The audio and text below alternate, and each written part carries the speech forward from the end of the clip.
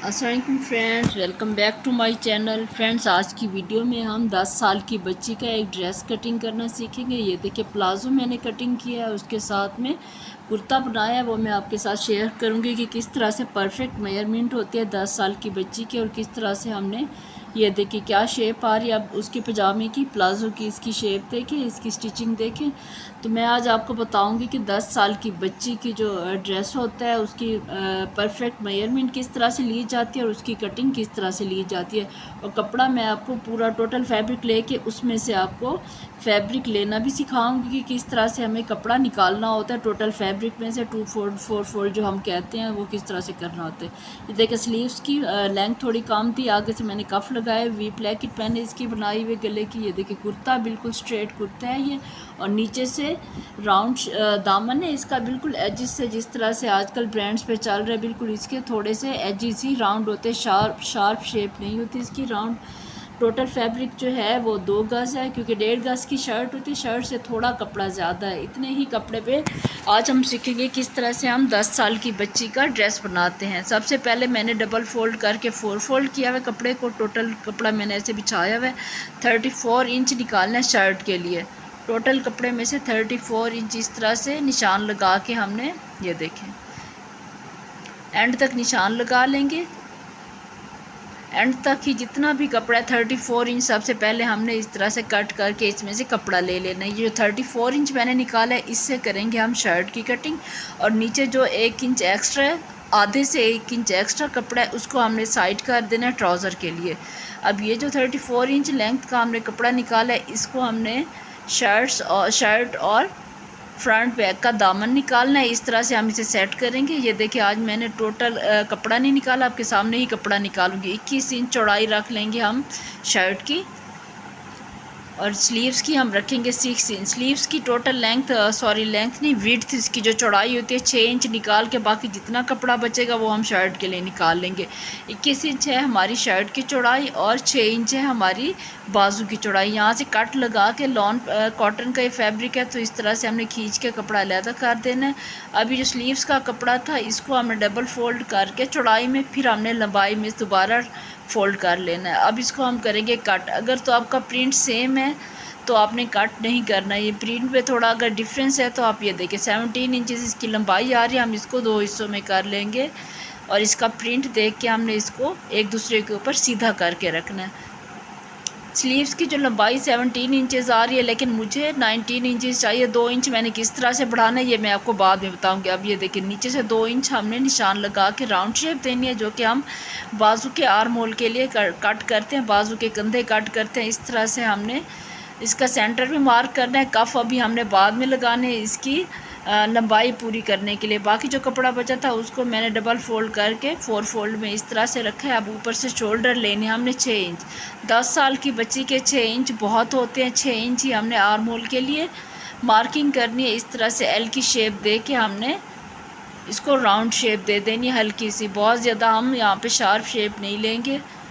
ये करने के बाद चेस्ट मैंने ली है 9 इंच, मतलब 18 इंच मेरा टोटल जो कुर्ता होगा ऊपर से नीचे तक। हिप भी 18 होगी और ऊपर से भी 18, तो 9 इंच पे मार्क करने के बाद अब साइड कितनी बंद रखनी है। साइड मैंने 15 इंचेस बंद रखनी है। आप 14 भी रख सकते हो, 15 भी रख सकते हो। अब 18 इंच से हमने एक लाइन ड्रॉ करनी है सिलाई का मार्जिन रखते हुए 15 इंच तक। ये टोटल हमारी जो मार्किंग थी शर्ट की इतनी ही थी। बहुत इजी होती है कटिंग। अगर आप थोड़ा सा भी बिगनर हैं तो थोड़ा सा तवज्जो से देखें। अगर समझ नहीं आ रही तो इसको दोबारा से वीडियो को रिप्ले कर ले, रिपीट करके देखें तो आपको लाजमी समझ आ जाएगी। ये देखें, चौक तक जहाँ तक हमने बंद करना है वहाँ तक हमने कटिंग कर ली। अब हमने दोबारा से देखनी है। सिलाई का मार्जिन छोड़ के हिप लाइन भी 18 है, ऊपर से भी 18 है। सिलाई का मार्जिन इसके अलावा है 1 से 1.5 इंच। मैंने सिलाई का मार्जिन 18 इंच से अलावा रखा हुआ है। अब नीचे से मैंने करना है इसका राउंड शेप के लिए 3 इंच ऊपर से, 3 इंच नीचे से। दामन जो इसका राउंड करना है 3 इंच से ही हमने स्टार्ट लेना है, क्योंकि आजकल बहुत ज़्यादा शार्प शेप जो है ये बिल्कुल भी नहीं चल रही। इसी तरह से ही थोड़े से एजेस ही राउंड होते हैं। अब बैक साइड का जो है उसको भी हम सेपरेट कर लेंगे। दरमियान में अगर कपड़ा जुड़ा हुआ है, मेरा कपड़ा जुड़ा हुआ तो मैंने वो लहदा किया। अब एक साइड निकाल के हमने फ्रंट की जो आर्म होल की कटिंग होती है, देखिए कितनी कटिंग मैंने की है, मैं आपको दिखाती हूँ। फ्रंट की बच्चियों की भी आर्म होल जितना भी होता है, छोटे बच्चों की भी आर्म होल की कटिंग लाजमी करनी चाहिए, क्योंकि जब कपड़ा स्टिच हो जाता है तो बहुत अच्छे से इसकी फ़िटिंग बैठती है। इतना ही कपड़ा मैंने फ्रंट का निकाला है। आधे इंच की डाउन कटिंग शोल्डर से करनी है। उसके बाद बाकी नेक वगैरह की कटिंग मैं बाद में आपको बताती हूँ। जो एक्स्ट्रा कपड़ा बचेगा ट्राउज़र में से, उससे हम नेक की पट्टियाँ भी काटेंगे और आगे से स्लीव्स के काफ भी काट करेंगे। बाकी जितना कपड़ा बचा है उसको डबल फोल्ड करके इसको हमने कर लेना है 4 फोल्ड में। ये हमारा टोटल ट्राउज़र का कपड़ा बचा है, जो कि इस तरह से हम थोड़े से कपड़े में कटिंग करते हैं, ड्रेस बनाते हैं। 37 इंच की टोटल लंबाई है। 36 से 37 इंच की टोटल लंबाई थी ट्राउज़र की, और मुझे चाहिए 33 इंच का ट्राउज़र स्टिच किया हुआ। सबसे पहले हम ऊपर से जो फोल्डिंग होगी उसका मार्जिन 1.5 इंच रखना है इलास्टिक का। ये ऊपर से जो मैं 1.5 इंच रख रही हूँ इलास्टिक का मार्जिन है। मैंने 1 इंच का इलास्टिक लगाना है, तो आधा इंच सिलाई में चला जाएगा। 1.5 इंच ऊपर से एक लाइन ड्रा करके, ये देखिए 1.5 इंच की मैंने लाइन ड्रा किया। बाकी अब हम उस 1.5 इंच से नीचे से लंबाई लेंगे। 33 इंच चाहिए, 32 चाहिए, 34 चाहिए, तो वहाँ पे एक लाइन ड्रा कर लेंगे। बाकी जितना नीचे से बचेगा वो बॉटम में फोल्ड हो जाएगा। अब क्रॉस लेना है या आसल लेना है, मियानी लेनी है। मैंने 11 इंच लिया। मेरी बच्ची बड़ी स्मार्ट सी है। अगर आपका बच्चा थोड़ा हेल्दी है तो मैक्सिमम आप 12 तक ले, इससे ज़्यादा ज़रूरत नहीं है। ये लेने के बाद पीछे की तरफ 2 इंच हमने इस तरह से लाइन सीधी ड्रा करनी है। ये 11 या 12 मियानी जो लेनी है फोल्डिंग के कपड़े से नीचे से मेजरमेंट लेनी है। अब इस तरह से इसकी राउंड शेप कर देंगे। नीचे से बॉटम कट करना है। सबसे पहले जितना भी कपड़ा है उसका सेंटर करना है। 14 इंच ये चौड़ा कपड़ा था, तो इसका सेंटर आया 7 इंच पे इस तरह से। अब बॉटम मैंने 10 इंच रखना है, तो वो जो सेंटर का जो है मार्क, उससे 5 इंच एक साइड पे, 5 इंच दूसरी साइड पे मार्क करके सीधी इस तरह से हमने, ये देखिए किस तरह से मैं इसकी मार्किंग कर रही हूँ। नीचे से ऊपर की तरफ एक साइड अंदर वाली साइड है, टांग की मियानी तक लेके आएंगे, दूसरी बाई थाई तक लेके जाएंगे। ये मार्किंग करने के बाद हम इसकी कर लेंगे कटिंग। बॉटम का सेंटर पहले मार्क करना है। उसके बाद ये देखिए एक बार फिर मैं आपको बता देती हूँ। यहाँ से टोटल 7 पे मैंने सेंटर आया 7 का, उससे 5 इंच एक साइड पे, 5 इंच दूसरी साइड पे लाइंस मैंने पहले ही ड्रा की हुई थी। अब हम इसको कट कर देंगे। ये देखिए इस तरह से जब हमारा ट्राउज़र बन के रेडी होगा तो बहुत परफेक्ट शेप आएगी। पहनने में खिंचाव नहीं होगा, ना बाहर वाली साइड से ना ही अंदर वाली साइड से। बहुत परफेक्ट ये प्लाज़ो बन के रेडी हुआ। इसी तरह से आप बड़ों की भी मेजरमेंट्स बढ़ा के आप प्लाज़ो की, सिंपल प्लाज़ो की कटिंग कर सकते हैं सेम इसी तरह से। बस बड़ों का ये होता है कि बैक साइड थोड़ी बड़ी रखनी होती है, नीचे से फोल्डिंग का आ जाएगा।